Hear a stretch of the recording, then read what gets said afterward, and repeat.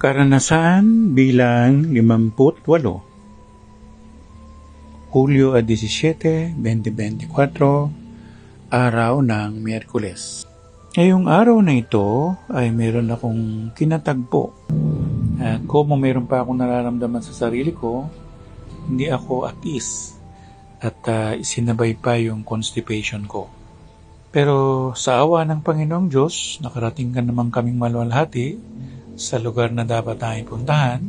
Yung unang-unang punta ko doon, marami akong nakitang fire tree. Ngayong araw na to halos wala. O maring hindi ko lang napuna kasi walang bulaklak. So medyo kabisado ko yung Ayala West Road. At pagdating namin nga doon sa kaloob-looban, medyo dulo, mayroong sariling elevator.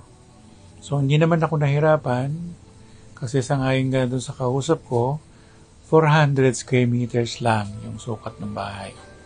Unong lote. Kaya medyo hindi siya ganun kahirapan. At doon, meron akong naging kaibigan uli. Isang engkantadong puti na higante na siya ang pinakapinuno ng nasabing lugar.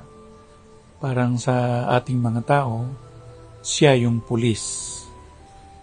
Tumingin lang siya sa akin at sa kapaligiran na masid ko ang mga kalahating milyon sa mga dragon na kulay halo merong puti-puti, merong gold na dragon na nagliliparan sa aking balintatao.